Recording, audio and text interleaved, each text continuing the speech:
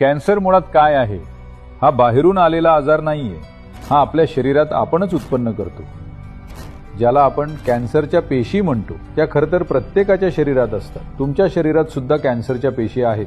गोष्ट इतकीच आहे की त्या मोठ्या संख्येत नाहीयेत, म्हणून ती आपल्यासाठी समस्या नाहीये. एका सामान्य पेशीला जितकं खायला पाहिजे त्याच्या तुलनेत कॅन्सरच्या पेशींना 50 पट जास्त लागतं. हे समाजातल्या एखाद्या गुन्हेगारासारखं आहे, ज्याची इच्छा जास्त खाण्याची असते. ते 50 पट जास्त अन्न खातात. योगशास्त्रात याबद्दल असं सांगितलं गेलंय. योगशास्त्रात या पेशींना कॅन्सर म्हणत नाही. अशा प्रकारची एक गुन्हेगार पेशी असते जी आपल्या शरीरात राहते. आत राहत असलेल्या या गुन्हेगाराविरुद्ध आपल्याला काय केलं पाहिजे? कधी कधी न खाता राहिल्याने, उपवास केल्याने, थोड्या काळासाठी उपाशी राहिल्याने या पेशी मरून जातात.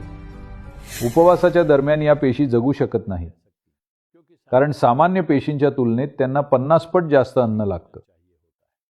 तुम्ही जर थोडा वेळ उपाशी राहिलात तर या कॅन्सर पेशी कमी होतात, असं योगशास्त्र सांगतं. आता जर कॅन्सर जास्त वाढला असेल तर जेवण न करता त्याच्यावर मात करू शकतो का? आम्ही याबाबत प्रयोग करून पाहिलेला नाहीये, पण एक गोष्ट निश्चित आहे की जर तुम्ही थोडं उपाशी राहायला शिकलात तर कॅन्सर सारख्या गोष्टी जास्ती होणार नाही.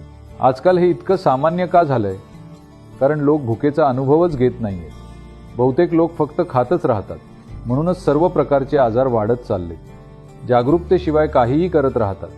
म्हणूनच आपल्या परंपरेत एकादशीसारखे उपवास सांगितले गेलेत. एक दिवस जेवायचं नाही, पण आता ते देखील ब्रेकफास्ट बनलंय. एक दिवस तरी उपवास केलाच पाहिजे. जर तुम्ही खात नाहीत तर शरीरातल्या गुन्हेगार पेशी कमी होतात. त्यामुळेच अशी परंपरा आहे.